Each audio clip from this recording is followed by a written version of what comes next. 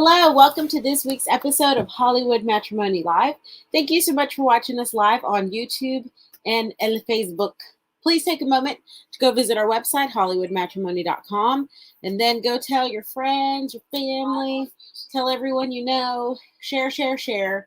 Also, go find us, like us, thumbs up, share hearts, share stars, send money, whatever. Oh, money, I like that.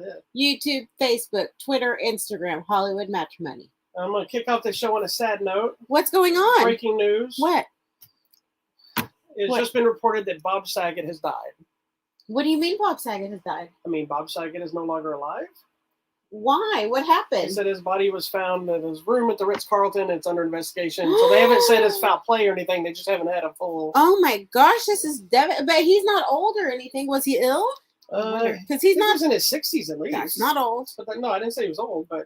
Oh my goodness. I literally saw this as we were signing on. Oh, that's sad. Aww. So... Why are you starting us with that sad news? I'm just telling you. Sad news. What transpired. Man, I'm going to eat some popcorn. I have to eat Is that my why feelings. you're doing it? I'm going to eat my feelings. And I don't usually like saying anything about it until I've researched a lot. I don't share those kind of posts until I've looked at a whole bunch of people. Or several people. But I saw it from TMZ, and then a bunch of other people started reporting it, and other people saying it. So anyway, so sorry. He was another one of those. It was all of our dads, I guess, the Full House He was generation. our dad. And what's really I always found really funny about him is that, you know, I was a fan of Full House like everybody else, but I wasn't like a huge fan. That wasn't like my go-to show, if you will. But what I always found interesting later in life about it was he was like that most wholesome TV dad. He's an insanely dirty comic. And so once I saw him in some other movies that he actually came out, it was like super nasty. I'm like, Bob Saget can't talk like that. Then I found out that's just kind of how he was in the comics and stuff. So rest in peace, Bob Saget. If we find out it's fake news, then welcome back. But I don't think it is. Yeah, we'll retract if it's fake news. So let's sorry. move on with our sadness for the shows. I was checking my hair. Before we start talking about our shows today, something else to talk to you about. Not really to talk about, but what do you think, now we're in a new year, what do you think the #1 movie on Blu-ray and DVD was for 2021? The answer is both shocking and not shocking at all, but maybe shocking. It's not Spider-Man, right? Even though it came out that's in not out 21, yet. This is Blu-ray DVD. Blu-ray not DVD. at the theater, Blu-ray DVD. I will give you some hints. Okay. It was a theatrical release.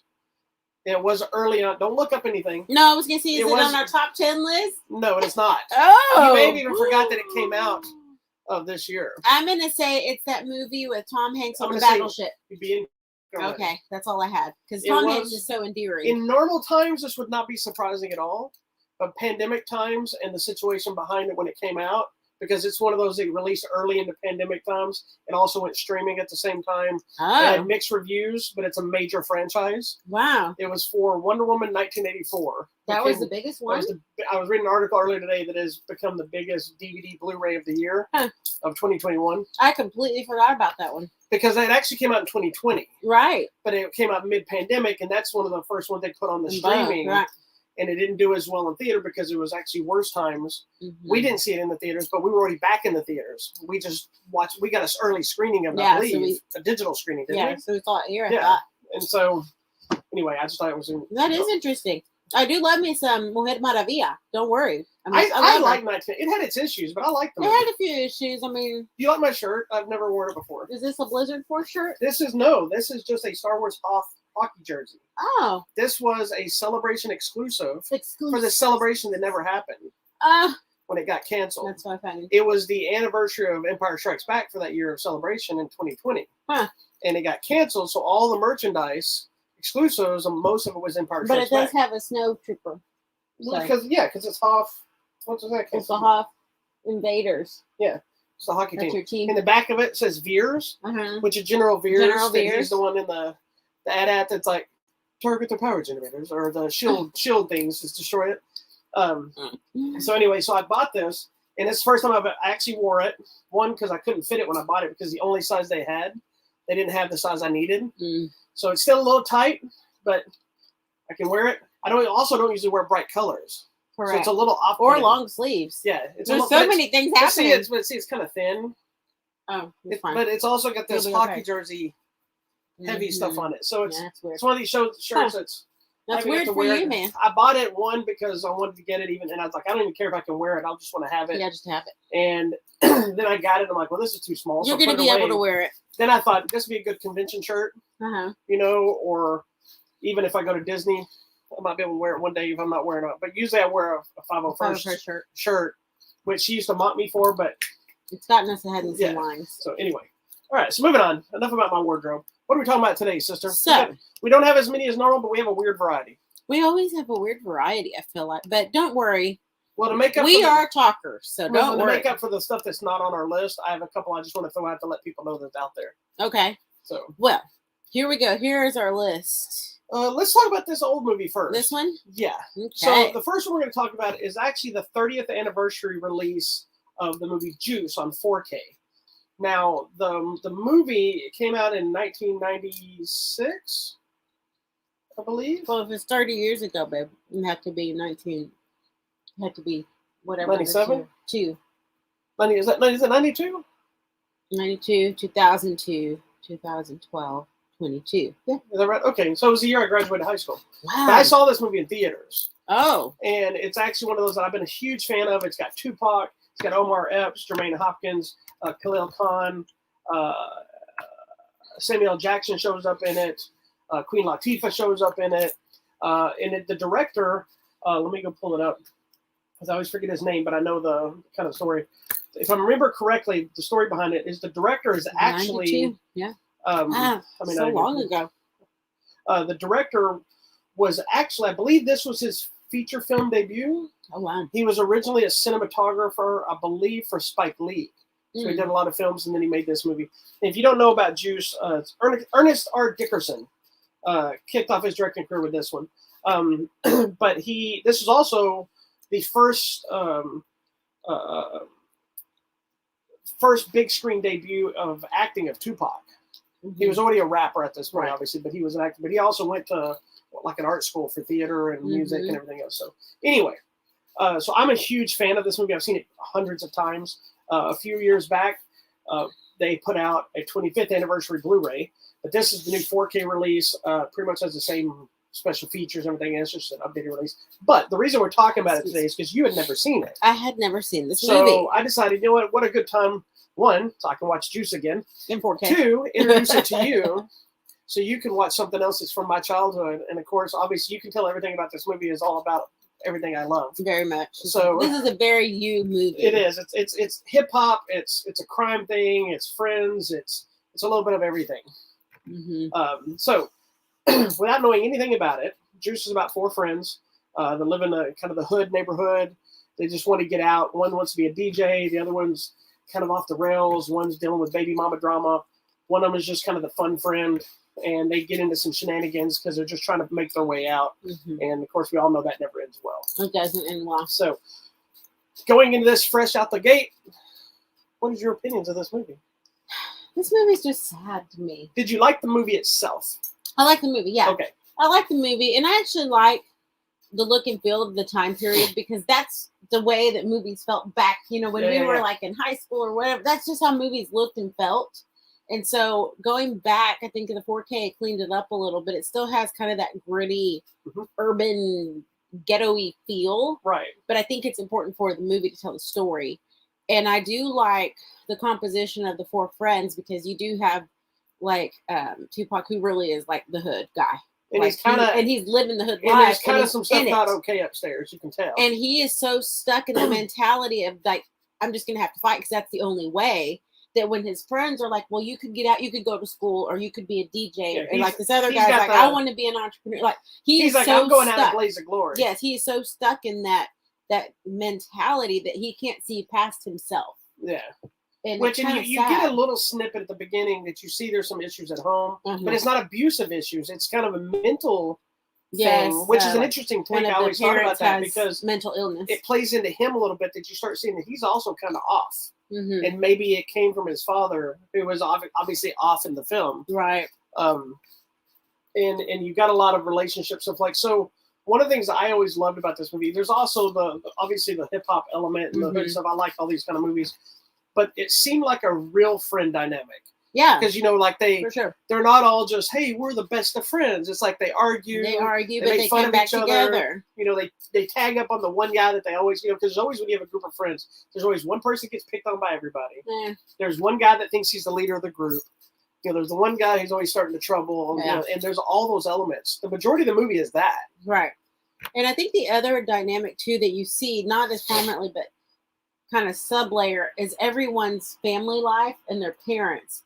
Their parents understand, I think, the hardships that these kids are going through, but they're trying to do the best they can in a poor economic situation. But they're like, you need to go to school. You need to do, like, they're trying. Well, and it's interesting because it reflects on how each one of them behaves. You know, because you have Q, who's Omar Epps, who's kind of the main character, if you will. Even though Tupac's front and center, Q is really the kind of the driving force of the movie. He's the DJ. And it's his mom that seems super supportive, and it's his brother and all this stuff, who I didn't realize was the little boy from... Yeah, you're like, who is this little boy? I was like, why do I know this little kid? The kid that plays his little brother is the kid that played the son in...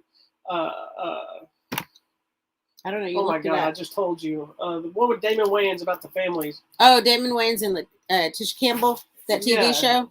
I just went blank. I don't know. I didn't watch the show, but I know what you're saying. Well, that show was a big deal to me, and now that I'm forgetting it, you probably don't even look like him now. That kid right there, George Gord II.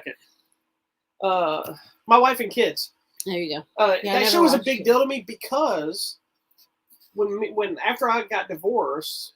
On Wednesdays, I'd always go to my parents with the kids. And we'd have dinner with my parents. My parents could see the kids. I'd hang with them and have to drive them back and forth to where I lived at the time. And we'd watch My Wife and Kids on Wednesday, every Wednesday. As it was on, that just became our show.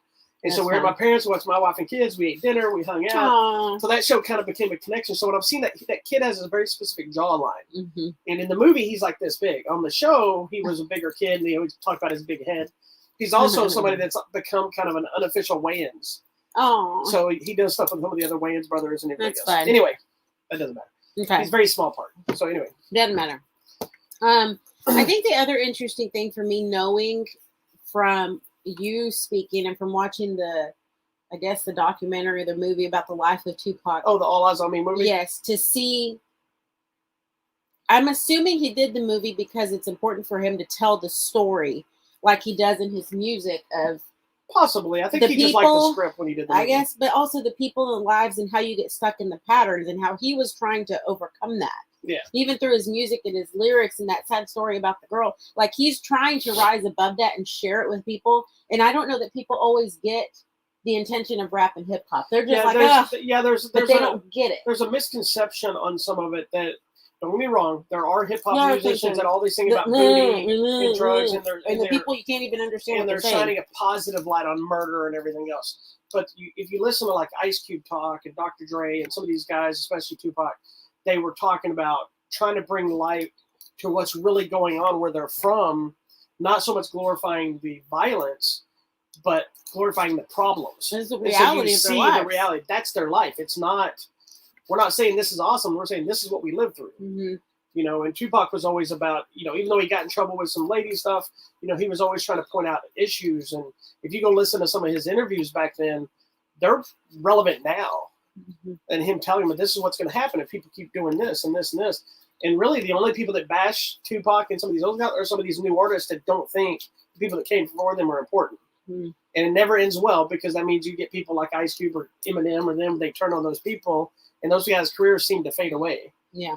You know, but so what did you think of Tupac's performance in the movie? I think he did really good as that kind of thuggy looking acting guy. I thought he did really good. I mean, what do I know about Tupac? Do you remember, does that scene in the school where he's talking to Cube face to face, talking about how he doesn't care about himself, does that scene seem familiar to you? Maybe. See, parts of it felt similar to some other things, but I don't know. That scene is the scene that's recreated in the All Eyes on Me movie, where he talks about, I don't even care about myself. That's the scene that they shot in that movie. That is so sad, too. Yeah. I think that's a powerful scene, because that whole scene talks about not only the dangers of who he is and what he's capable of, but the sadness of who he is. Yeah.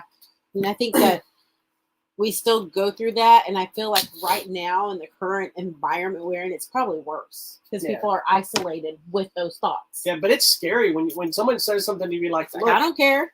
But it's the final part of that line that's really scary when he says, you know, I don't care about myself. he goes, you ain't crap, I ain't crap. He goes, and once I decide that you don't matter, I'm going to end you as well. And so it's like, that's like a flip of a switch. He's decided it's meaning nothing. And not 30 minutes ago, they were best friends. That means something is off. Okay. Anyway, so I thought it was a really good movie. It was sad, but it was good. Thank you. See, I got the good things. If you've never seen Juice, you really should check it out. Even if you don't really like the urban films or whatever, I think there's some cliche elements to it, but I think it's just a good movie. It's about friendship. It's about betrayal. It's about trying to get out. Trying to find your way in life. Yeah. Samuel L. Jackson is more of a cameo role. This is early before anybody really knew a lot about Samuel L. Jackson. Queen Latifah was still Queen Latifah back then. Yeah, she was still rapping Queen Latifah with her hat and has a couple scenes. And Samuel L. Jackson is just like the guy that runs the arcade that knows everything. He knows what's going on in the streets. Yeah, so he was still like, who is that guy? We've seen him in a few things. He wasn't really famous. He's not the Samuel L. Jackson we know now, but he's still good in his little role. So anyway, the Juice 4K 30th anniversary edition will be available this week on 4K from Paramount. So grab your copy instantly. It's got a bunch of bonus features, all kinds of stuff on it. It's good. All right. Next. Oh, Lord. You want to go here? Sure, why not? Oh, friends. I'll let you tell them because this is about your people. This movie is The Legend of La Llorona. And the most prominent person you will recognize is Danny Trejo. Now, the only person you'll recognize. There have been so many Llorona movies. There's La Llorona. There's this one, The Legend of. There's The Curse of. There's The Haunting of. There's the Halloween animated cartoon La Llorona. There's a song about La Llorona. There's a ton of variations. There are so many things. Most of them aren't good. I like the one that's part of the Conjuring franchise. That is The Curse of La Llorona, which came out a couple of years ago. Which nobody knew was part of the Conjuring universe until after. My friends, The Legend of La Llorona is, unfortunately, I think, going to become legend too. I don't know if it'll be a legend. It may be a forgotten legend. This movie. I really wanted it to be so good. Yeah, and it felt like, first of all, if you go to watch it, you have to understand it's a lower budget, very much. And it shows in the effects and the content. It looks like you made the perfect statement. It looks like something you might see on like a Lifetime. Yeah, I was feeling like this kind of Shudder, Lifetime. This felt like a Sharknado version of Llorona. Yeah, same style. Not as cheesy because they really tried to be serious. They're making an effort. And for the probably the budget they had and what they put together, it's not a horrible movie, but it's too long. It is a little long and slow. Yeah, like this. It's a couple. Okay. I didn't even think this movie was really about the Legend of La Llorona. I felt it was about losing Danny. Because this entire movie, they lose their son like 35 times. So these two people in the picture here with Danny Trejo are a husband and wife. They're having problems. They're dealing with loss and perhaps some marriage issues. And their little boy Danny gets lost at least 7 times. Where's Danny? Where's Danny? Well, you know what? I finally am like, somebody call CPS. They keep what? Somebody's going to kidnap this kid just because. Not even La Llorona, just some random person. Oh, he's gone. Lord, they can't keep a one child. Like half the script of this lady's dialogue is just calling for Danny. And after a while, I was like, "Let him go, man! Like, just let that kid go." Anyhow, so basically, you know the story of La Llorona, the weeping woman, lady in the whatever you want to call her. Everybody has their version. It's the lady that either she drowned herself or she drowned her kids, and now she comes back at night searching for children to take their place. That's all you need to know. So obviously this couple travel to Mexico because they're trying to bring their marriage back together. They bring their little boy with them, and Danny keeps mysteriously disappearing, and then people start seeing La Llorona. There you go. This movie is long. We just both got silent. There are parts of it that just don't even need to be there. Yeah, it needed to be trimmed about 30 minutes down. They need to stop losing that little kid. And then there was like this whole sub-story of Mexican cartels. And I was like, what does that have to do with I was Llorona? waiting for that to come in. Like, they were going to help them eventually. Like, that was going to be the big twist. Or the Llorona was going to get them or something. I don't even know. Yeah, I was thinking, like, they would suddenly show up and they were trying to, like, Llorona would interfere with them a kidnapping, or Danny Trejo was going to bring them in and they were going to help stop them together. And it'd be a big, interesting twist of the cartels. And it's like none of it had any point. Not it was really. almost just like saying, okay, we're in Mexico, you have to put that there. Yeah, that's too bad. And it just doesn't. I'm gonna say the best thing in this movie is Danny Trejo shooting at ghosts. Yeah, because there's no reason to shoot I at was a fixing ghost. to ask you when we were watching it. Did I miss a section where did he have some kind of like blessed silver bullets or something like something blessed or something? So I was thinking supernatural. Yeah, at least if he had something that was blessed, it made more sense. No, but he was was just just randomly shooting, and it would make sense if they had shot at it because they didn't understand it, but he seemed to know it. And then they tried to put a whole other story of connecting Llorona to something bigger, and I'm just like, you know what? It's better if it's just a creepy legend. Just let it go. Well, that's the thing with these kind of movies. They always have to connect it to something, and the more creative you try to get is usually the more complex and convoluted it gets. This movie just doesn't work. Yeah, I mean, no one's scared of I'm scared of the real Llorona. I'm not scared of this one. Now, the other one, that's the Conjuring version, I'm scared of that Llorona. I don't want her to get me. This is a movie that it's not horrible. It's just you have to watch it like it's a Sci-Fi Channel movie. Correct. Sci-Fi Channel movie. By way of Lifetime. It's a TV movie. So yeah, and it's perfectly fine. Because like the effects they use for her is like it's almost like a Two-Face type prosthetic. Yeah, you can kind of see in there like one side of her face is. And then it's a lot of like CGI fog and then real fog, and then they try to put like a glow to make her like a ghost, and it just didn't look good. And I always hate bashing effects because a lot of time that comes down to budget. Yeah. And but I've seen way low budget movies cleverly use cheaper effects to way better effect, if you will. Yes. Okay. I do like that they had the Llorona song in it. That's a nice song. But anyways, that's it. It is what it is. It's a fine movie. I would recommend watching Curse of La Llorona. Part of the I would recommend Conjuring avoiding universe. This one. It's not good. But you know what? It is perfectly fine, and I was all in because Danny Trejo was there. So. I know. I would have never even asked for it, but you mentioned it last week on the show of it coming out, and I said, okay, sometimes you connect with this because it's your culture more than I would if it's a bad movie. You find something in it that connects with, I remember when I was a kid, they used to scare us with this. And, well, for us, it was the Cucuy was going to come get us. I know the Cucuy, but I just, you never know. But who knows? Anyway, it's fine. It's available on digital on Tuesday. It'll be available on digital and on demand. So you can check it out. It's in limited release theaters now. All right. Moving on to something else. Next. Do you want to just keep going this way? Yeah, why not? Okay, next. This was a weird and interesting movie. Yeah, so the next one is a movie that I actually was really interested in. Then I kind of moved on. I'd forgot about it coming out. I missed it coming out. And it wasn't until you mentioned that you were kind of interested in what it was. Yeah, I said, hey, there's this weird movie I saw. And then I was like, oh, crap. I have a copy because they sent me a for your consideration copy for award season, which is baffling because this is not one of those movies that I would have thought. It's called Red Rocket, and it stars Simon Rex. Now, most of you, that's one of those names that sounds familiar, even if you don't know who he is. No idea. He's well known for being in the scary movies, the parody scary movie. Yes. Franchise. Okay. Yeah, I know that. I think he was in like 4, 5, and 6 or something. Oh. And he's usually like a super goofy guy. He's done a ton of stuff. Yeah. But he just hasn't got a claim that I remember. So it was great seeing because this movie's getting a lot of award buzz. Oh, good. This movie is not a funny movie. Well, it is, but not like it's comedy. Dark comedy, maybe. Yeah. So the premise of the movie is this guy who is a porn star, ex-porn star, kind of who's down on his luck. So he comes home to Texas, where he's from, to move back in with his wife/ex-wife and her mother while he's trying to find his way. But they both hate him. He has nothing. You can tell he used to have a drug problem, probably a drinking problem. Who knows what else kind of problems. And he happens to meet this young girl that he becomes fascinated with. Mm-hmm.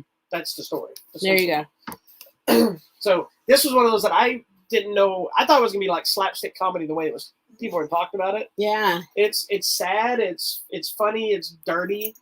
It's life kind of mentality more than anything else. So I really enjoyed this movie. But what is your thoughts on it? Well, we watched this because it was me. Then I was like, hey, I saw a trailer for this strange movie. It looks kind of fun.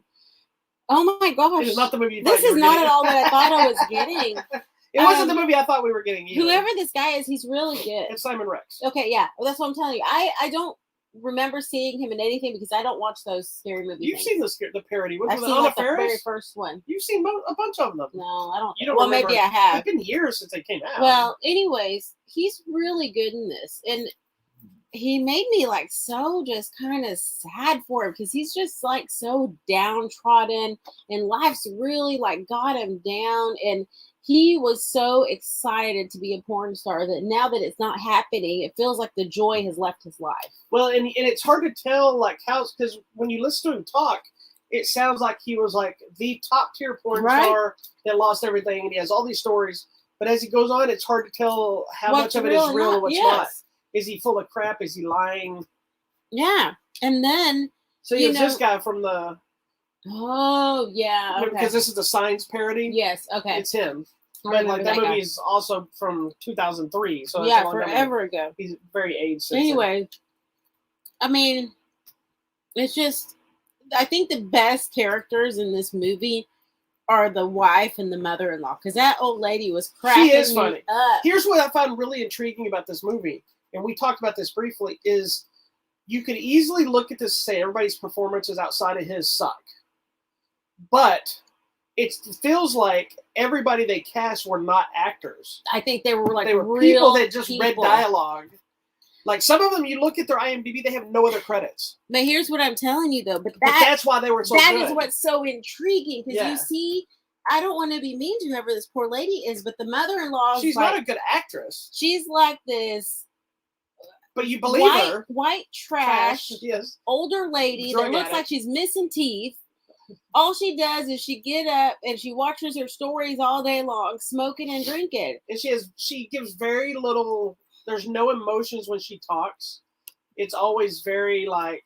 But that's how a real person would be. Yeah, that's what I'm saying. That's she what's just so she goes, intriguing. you know, if you're going to stay here, you're going to have to do such and such. You're going to have to pay some bills. There's like, if it was a character like in a normal movie, everybody been like, no, you got to give me a little more here and a little more of this. This was just a person talking, and there's these two throwaway characters that the boys' parents that come in later, that they came in. We were both like, I don't think these two people are actors. But they sounded like two people you would be really having an argument with. Yeah, like, why are you messing with my kid? You do it again, kick back, like that. But that was, oh my gosh, these people were so crazy. Yeah. But they were just like real people, and I think that's what was so intriguing to me. I agree. I wouldn't want some professional, whatever. I liked this. This movie to me felt like. And the guy's wife, like, she was like this hillbilly-looking lady, and I loved her. She was also a porn star at one point. Yeah, and you're like, had issues, and you're like, really, her? Okay.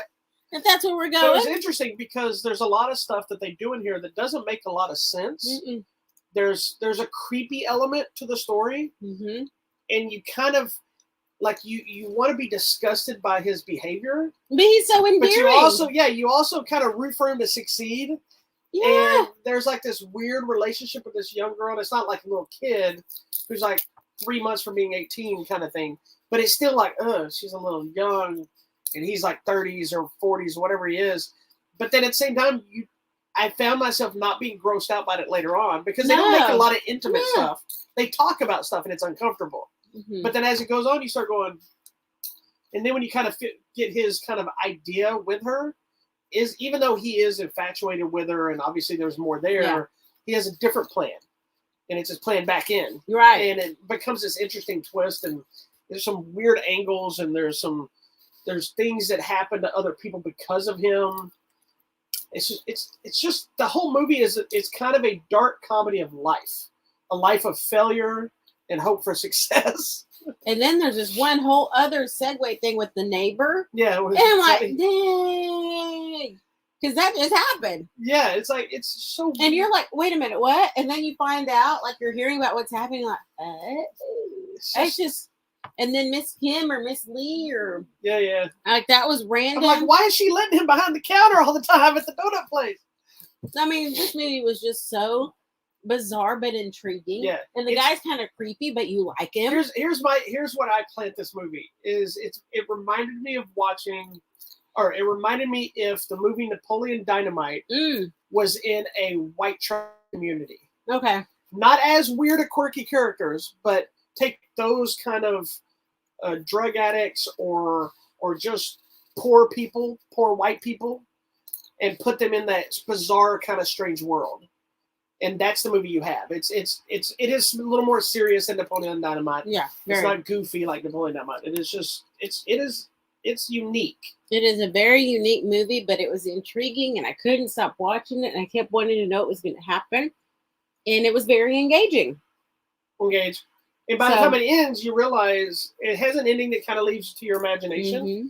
But the whole thing ends with what happened. Like, what was the point of this 2 hours of watching this? But then you realize it's really just the life of this guy. But then I feel like, too, just the look on his face is like, okay, I made new life.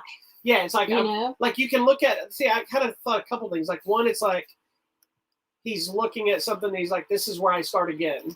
Because it's all going to be mine. Yeah, whole new life. But I also see the look in his face of he's realizing he thought this was going to be something and it's not. And he's now realizing, oh my God, this is not okay. Or that he realized what he's about to do is wrong because of what just happened. Because he had an effect on somebody else's life. Mm-hmm. Now he's seeing this, but there's no definitive. It's kind of whatever. Yeah, I liked it. It's an interesting movie, and it's not a movie that I can tell you is good or bad on that element because it's going to be a per person. It's just very intriguing. Per person. I really, really, really hope this movie gets nominated. And I can, I was going to say I can understand why they sent it out for your consideration because he's good. He did a really. I hope job. He gets nominated for something, whether it's a Golden Globe or an Oscar or something, only because it's another one of those cases of people were like, Simon, who? The guy from Scary Movie?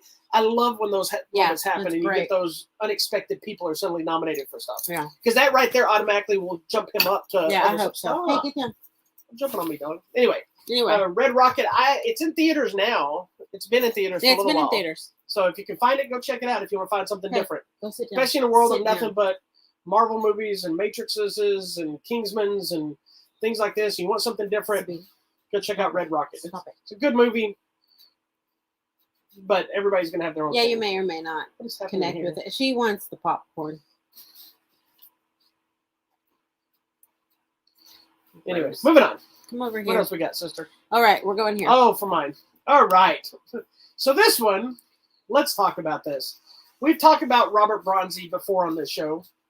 Robert Bronzi is the guy who looks just like Charles Bronson. Mm-hmm. He's established an entire genius career of being essentially Charles Bronson in every movie he plays. The difference is, I believe he's Hungarian. Yes. And so he speaks with a broken accent. When he opens his mouth, he is no longer Charles Bronson. But every movie, it's action movies, and I mean, it's a genius career move. He's found a niche. Whoever discovered him, we found him. We didn't find him, but we discovered him in the movie Death Wish. Death Kiss. That's right, Death Kiss. Where he basically is remaking Death Wish kind of movie. Yep. Has very little dialogue in that movie, but since then he's made Escape from Death Block 13. Yeah, he's made some westerns. So the latest one he has is a movie called The Gardener. I was actually excited for this one. I have a guilty pleasure love for Robert Bronzi movies. They're not good typically. They're like Sci-Fi Channel action movies, right? So you know what you're getting when you walk in. This one is a little different. It isn't the super cheese like some of the other ones have been. Oh, wow. But I was really excited for this one because of Gary Daniels being in it. Gary Daniels is another guy who is a martial arts action star who was a lot of straight-to-video movies. He's also, you would know him from the very first Expendables. He is the henchman, I think it's Expendables 1, where he's the henchman, or one of the henchmen to Eric Roberts or whatever, I think alongside Stone Cold Steve Austin. Anyway, it's 1 or 2. I don't remember which one it was. But he was in the live-action feature of Fist of the North Star anime. He's done a lot of stuff. He's in a lot of Dungeons & Dragons Wilson movies. But anyway, I've been a fan of his for a long time as well. And so seeing him show up in this. Did you finish watching that show Kung Fu? No. That was on the CW? Okay, he shows up in that as well. Oh, okay. Anyway, so when I found out Robert Bronzi and a martial artist actor I like was going to show up in there, and let me tell you, Gary Daniels movies aren't usually that great either. I just watch them for the fighting. No. But putting them in there together, I was excited. So the movie basically starts. Hey, stop! You have to leave if you need to go. You need to go outside. You go outside? Okay. I don't know. You go put her outside while I'm talking about this. So now she's knocking stuff over here. Oh my gosh. Okay. I'll finish talking about this because she hasn't seen this one, so there's not really a lot to discuss. The movie is about this family that's gathering together for the holidays. And then, of course, these crazy people come to rob them or do something. I don't know what it was at this point. But they didn't count on is their gardener happens to be, like some secret ex-soldier, like every one of these action movies. So he's obviously going to fight back. Gary Daniels actually plays the rare bad guy character, which gives him a chance. What is happening? I don't know what's happening with this dog of yours. Anyway, just come sit down and Star Pants. We'll see what happens. Anyway, so Gary Daniels is the bad guy. It gives him a chance to do some like cliche fighting, like beating up his own henchmen when they don't do the right thing. They get a face off at the end of the movie between him and Bronzy. So there's a lot of elements that come to the game. So this one's a little more serious in tone than his sillier ones. It's still pretty bad. Aw, that's too bad. Well, and I mean that because it's it's a lot of not the greatest acting. There's some decent action in it. Gary Daniels does some decent fighting, but it's cliched stuff. It's like if you're a fan of like I am of the guilty pleasure stuff of watching all Robert Bronzy's movies or Gary Daniels stuff, then it's the movie for you to watch because you know what you're getting. Yeah. If you don't care about either one of them and you just want a good action movie, you're going to probably be like, what is this thing that I'm watching? So he tried. It's one of those movies I can't recommend as a good movie, but I can recommend it as a good guilty pleasure action movie. It's not good, but it's just something about it that I just love watching that guy. He's horrible, but I love him. And he's super nice. I met him at Texas Frightmare Weekend. Such a nice guy. I got his autograph. I got him shaking his hand. It's awesome. Yeah. Anyway, so The Gardener is available now on the DVD. On the divs. All right. Now, before we go to this last movie, I want to point out a couple of quick things real fast. Mm-hmm. Tell me. Just because I want to let people know about them. I'm not going to do a full review necessarily.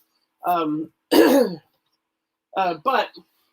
there's a couple things that came out. One was sent to me by a buddy because I didn't get the actual release. So I was super excited. I'm not going to say who it was because I don't know if he was supposed to send it or not. But I do want everybody to know it's out. But this is self-promotion. Studio people did not send me this. But because I'm a huge fan, they put out a brand new steelbook edition of Street Fighter with Jean-Claude Van Damme. Oh, goodness. Which is also the final film of Raul Julia. Mm-hmm. Some people don't know that while making this movie, Raul Julia was fighting his stomach cancer at the same time and died about 2 months before this movie actually got released or whatever. It's actually dedicated to him. It is a cheesy, bad movie, and I love every minute of it.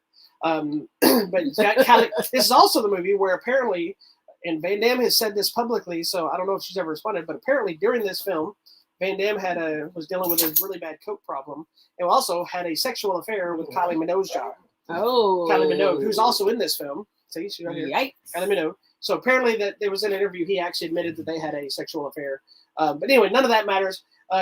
It's available now on Blu-ray. That was behind the scenes. The Blu-ray Steelbook edition is kind of cool. It's got this slipcover, take it off, and then it's just this new artwork with this awesome painting on the back with General Bison on the horse. It's awesome. Then you open up, and it comes. Here's the best part. In the movie, there's a thing where they pay. You've never seen this, have you? I've never seen You got to watch movie. it. It's super cheesy. Oh, awesome. goodness. We'll Okay. Forget we'll Scream. watch We're watching No, this. we got to watch Scream. In the movie, he pays this Zangief, not Zangief. Anyway, he pays one of the other characters for a business transaction, and he opens the money, and it's all bison bucks, which is his own currency, because he's planning to take over the world. And now this movie came with a bison buck. You get bison bucks. See, with Raul Julia on this bison buck, and I'm very thankful that not only did I get this movie, that my buddy that sent it to me left the bison buck in there, because I might have been the guy that would take the bison buck and then send the movie, because this is an awesome set. So once we have somewhere, this will be the bison buck will be displayed somewhere in the future. Anyway, so this movie's available. Jean-Claude Van Damme, Raul Julia, Ming-Na Wen, bunch of Kylie Minogue, bunch of other people. Okay. Ming-Na Wen plays Chun-Li in this. Okay. She is embarrassed by this movie. Oh. I think she's grown to love it over the years, but first. The other one I want to point out real quick is this new Sherlock Holmes Vault collection. Yes. Which is it's 4 films that are remastered, and they're all movies from the 30s. They're not the Basil Rathbone stuff, who most people classify him as probably the greatest Sherlock Holmes. Yeah. In my opinion, what is this guy's name? I always forget. Is this guy... Arthur Wantner, who plays. He's in 3 of these films, and then you have the other guy. That's Wantner again. Which one is it? That's her. Oh no, that's her. Because you just watched all these. Recently. I watched them, yeah. So I'm trying to figure out the other guy's name.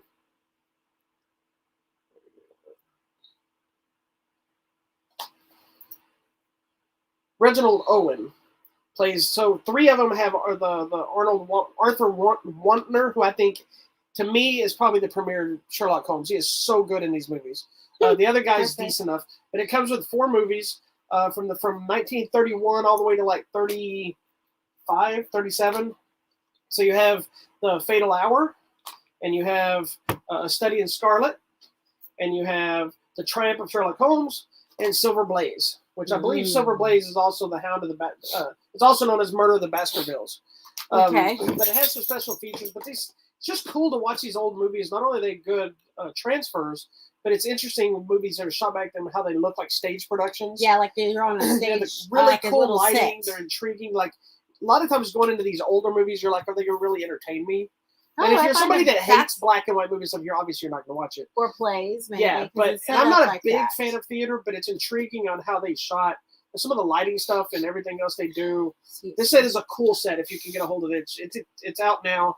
The Sherlock Holmes Vault Collection. I hope they put more of them out and keep adding some of the. I don't know why they chose these. Maybe these are just the ones they had the rights to. And lastly, did I talk about? You'll have to remind me. Did I already talk about the Shaw Scope Collection? No. All right. Well, I'm not going to go through the whole thing, but the Shaw Brothers, they put out the Shaw Scope Collection. This is the way I got it, which does not make me happy.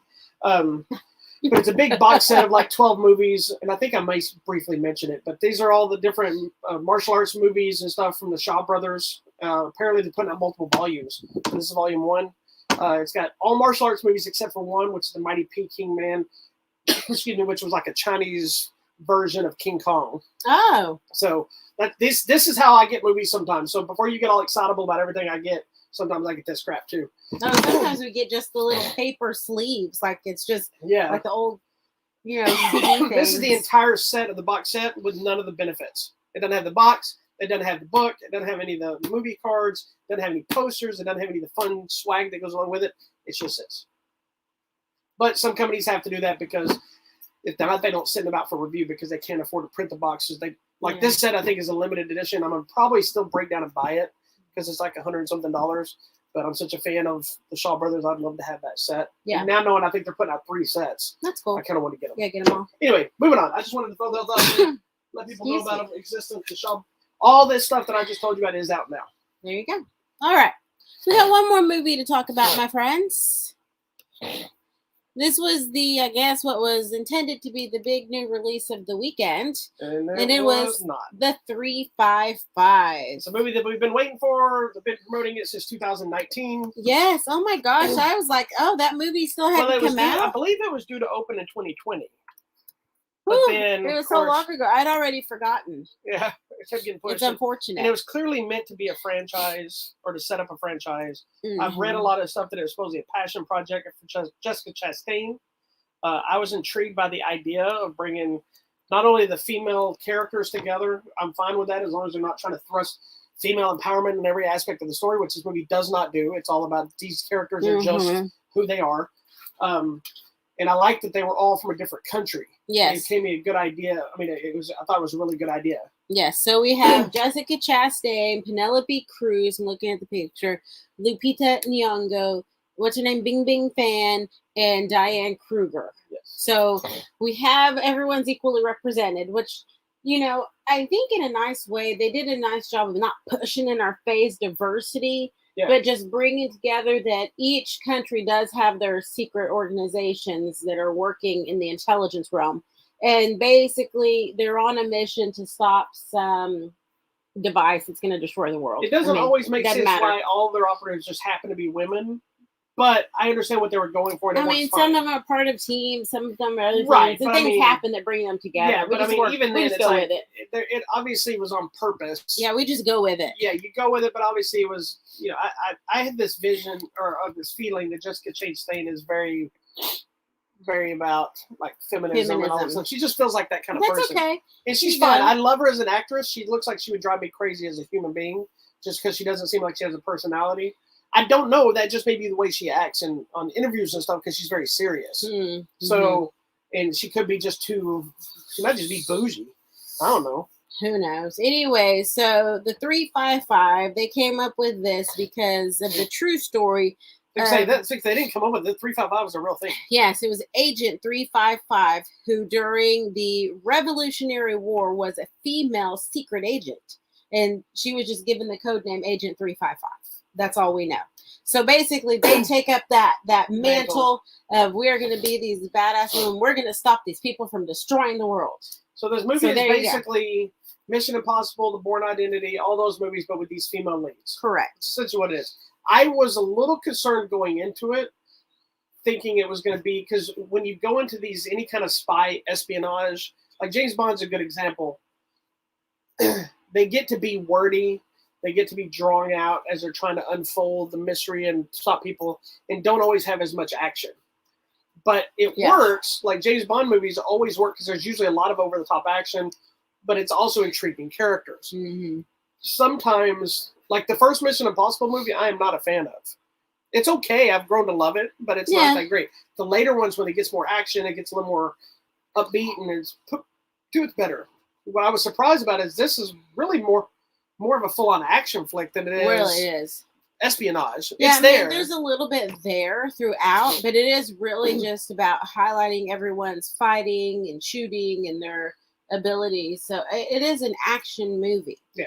The movie's getting not great reviews. How did you feel about the action and fight scenes? Most of that was actually, none of it was overly memorable from a standpoint of like standout, but I thought it was well executed. Correct. I thought it was fun to watch. I thought there's a couple of scenes that felt a little crowbarred in.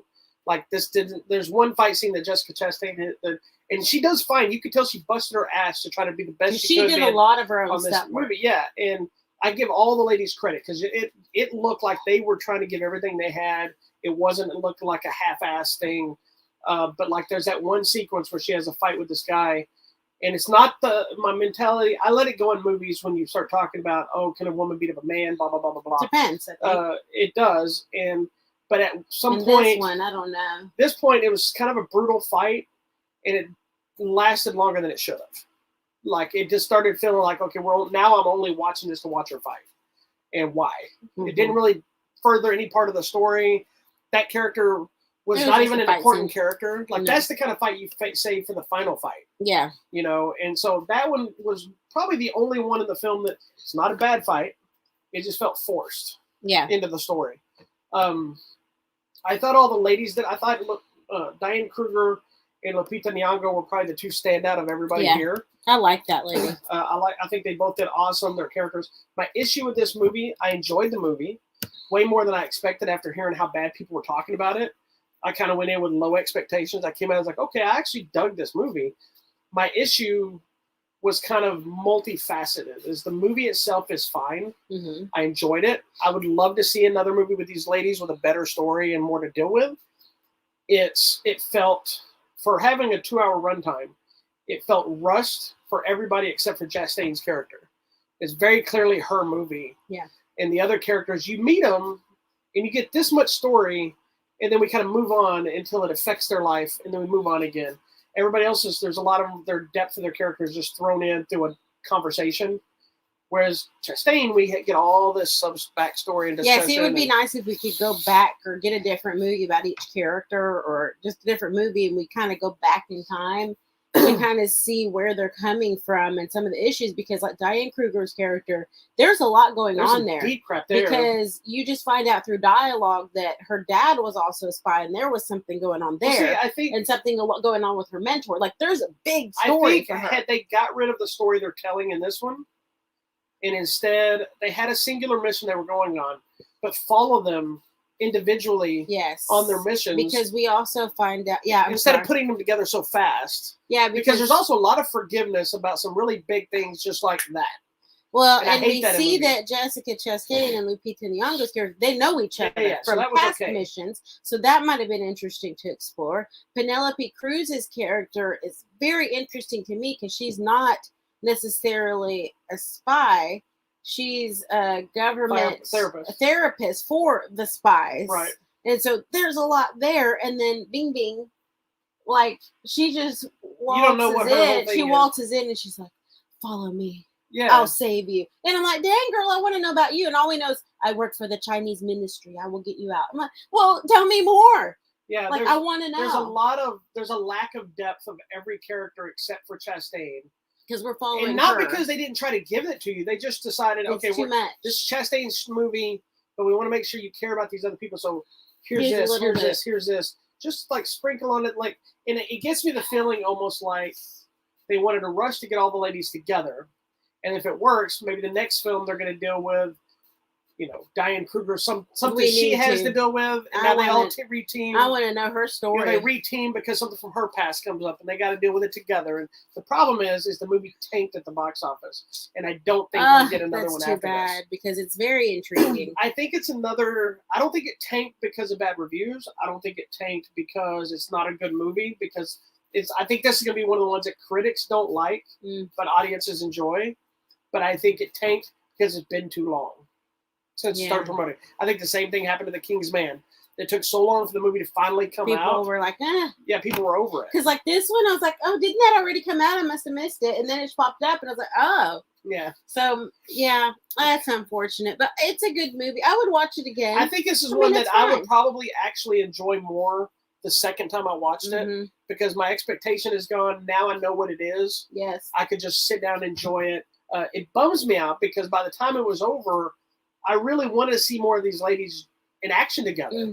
But I don't think it's going to happen. I know. That's too bad. Unless they somehow do really well on the pay-per-view, or because, I mean, we've seen movies make they bounce back. That you're like, what? Exactly. But sometimes that's where they get their audiences on home release. Maybe they find a streaming Netflix or something else and they pop up that way, and who knows? I would love to see these ladies come back together, and they all did a fine job. And I'm not even a fan of Penelope Cruz. I'm hit and miss with Chastain. But Penelope Cruz was actually good in this, you guys. She is good. Because normally, I agree. Sometimes she's a bit annoying in things.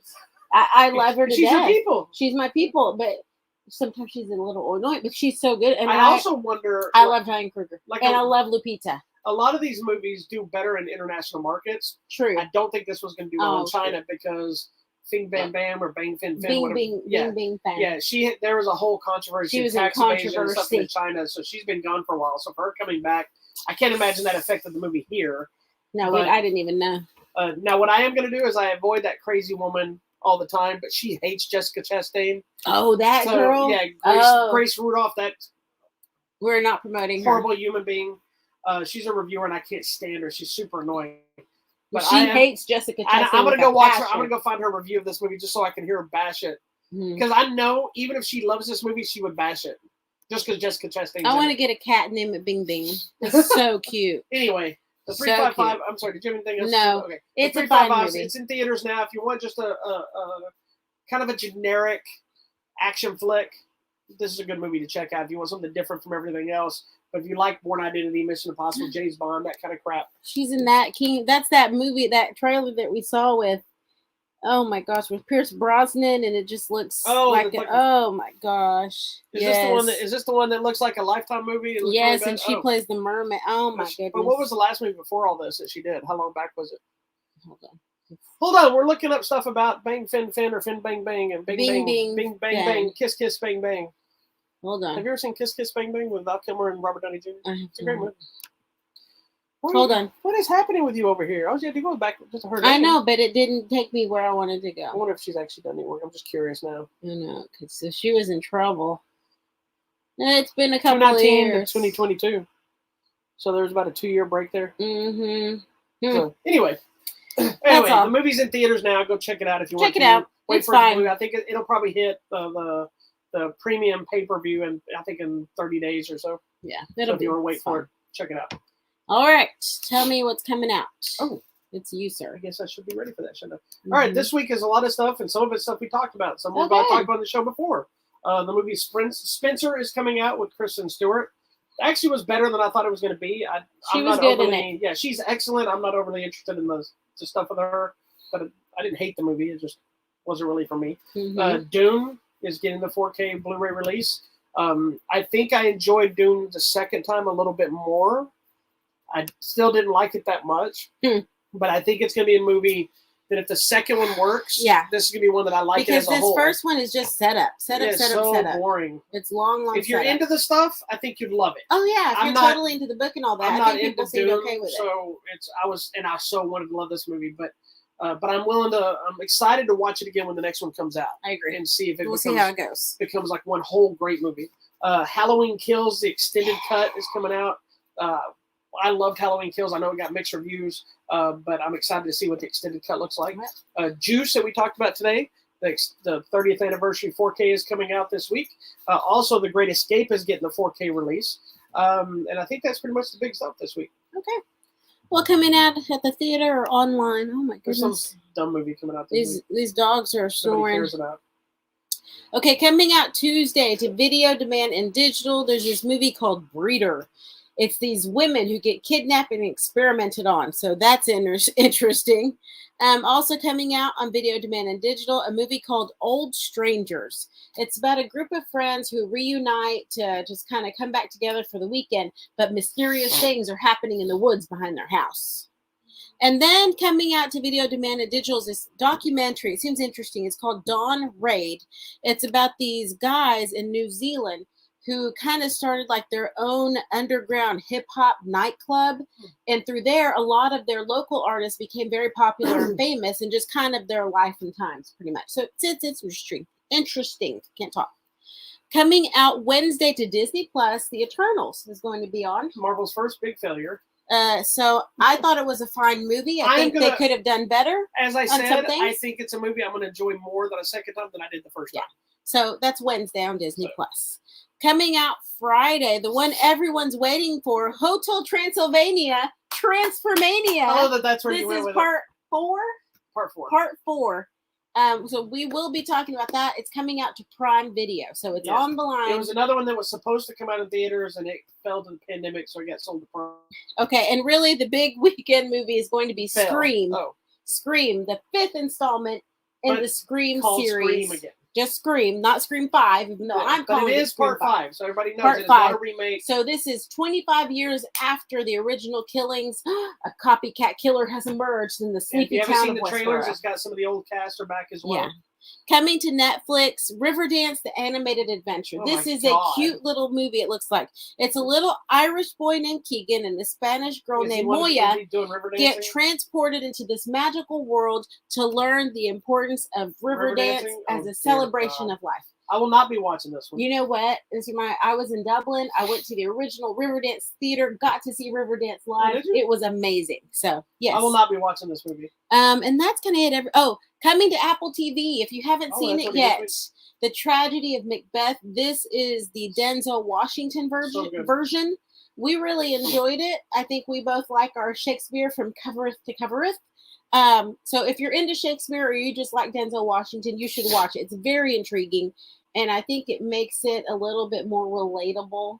I don't know. I understood got added to my top 10 movies of the year, and I could care less about Shakespeare. And I think the good thing is turn on the subtitles. Yes. So you can understand some of the names and some of the English. Like, I have to watch everything in subtitles because of my hearing now. But it does, in fact, make you understand what's happening better than just listening to them. Correct. It's a little bit difficult sometimes. It's something about reading that text than hearing somebody say that text that it makes more sense. But you have to applaud these people for learning their Shakespeare, because that is not easy. Well, Denzel Washington's a very big He loves theater. So anyways, it's so good. Everything else is limited release, so I'm not going to mention it because it may or may not be in a theater near you. But that's the big stuff for the weekend. Is Tuniber not on there already? That's okay, next. I think keep advertising. So I was fixing to say it's already there, but I guess it's not. It's not next. So we have things to talk about next week. That's what's sad. I know.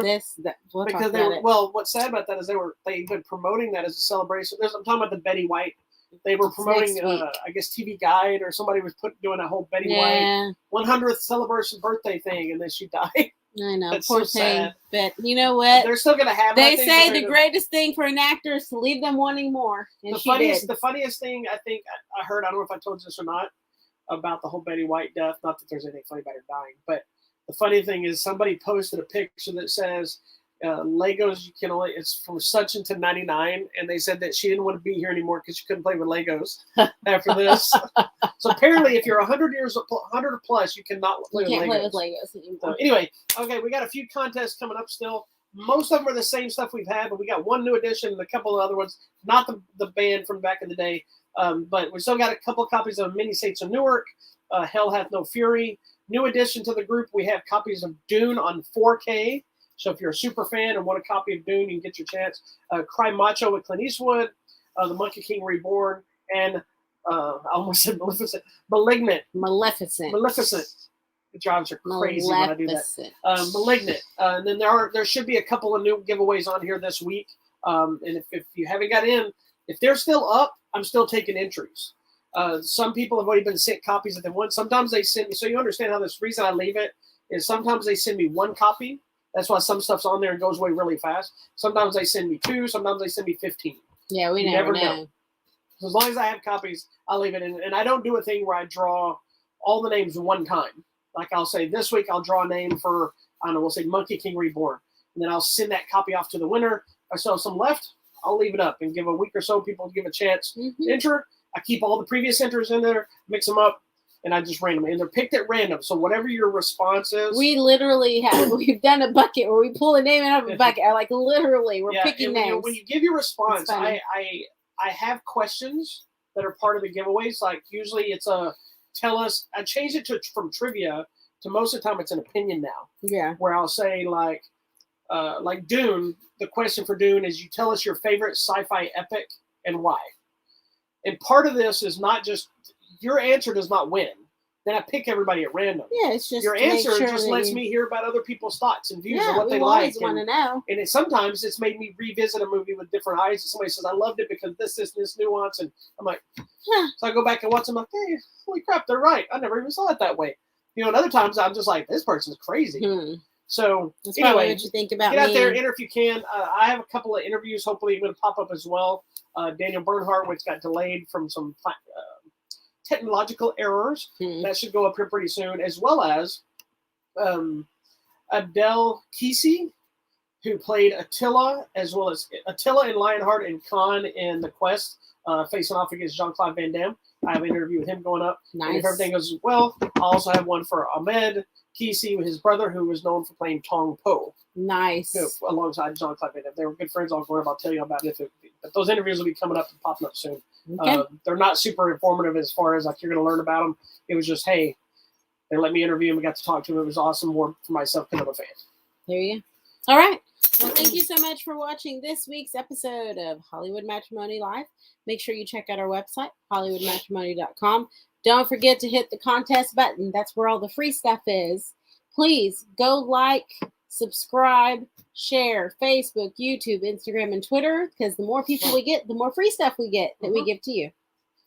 And we'll be doing a whole retrospective stream next week, talking about all 5 movies, or all 4 leading up to the new one. We're in the middle of a marathon. So can I ask, before we sign off, can I please say something to everyone? Yes. Okay. I have some friends, people that have done this, and it makes me question. Oh, gosh, please don't be this but person. Look, if you're going to watch a movie that you know is part of a franchise, whether it's a reboot, a sequel, whatever it is, find out first. If it's a reboot, it doesn't matter. Correct. Because you just watch it. Maybe. If it's that's if it's not a reboot continuation. If you're watching like a Planet of the Apes, for instance, use 3 different Planet of the Apes movies that have nothing to do with each other you can watch. But don't be the person that watches part 4 of something and not watch the previous films. Please don't do that. You're missing an entire experience. I can't be your friend anymore. It's like Marvel obviously is the hardest one to keep up with because there's 20-something movies and TV shows. They're all connected. Then don't watch it. Yeah. But also don't complain or ask questions. Don't go see Scream 5 without seeing 1, 2, 3, and 4 is what we're telling you. Just like don't watch The Matrix 4 without seeing 1, 2, 3. Come on. some people just say don't watch The Matrix 4 because it's not good. I enjoyed it. She I thought enjoyed it was fine. But I get that. But still, it's like you can watch Dune without watching the original Dune because they're two different movies. But just come on, don't be that person. Don't be that person. Don't be those people. Don't be that person. Remember we had another friend that went and saw The Force Awakens and had never seen a Star Wars movie before. Ever. Any Star Wars movie. I'm like, really? And I'm like, you could have got away with that with The Phantom Menace. No, but the reason was because BB-8 was cute in the commercial. Like, you could get away without The Phantom Menace because it's kind of the beginning of it all, even though it's not. No. But, yeah, don't be those people. Thank you. Y'all know who we we're know talking we about. know who you are. We know who you are. All right. Peace and love, children. All right. Peace be with you. We will talk to you next week.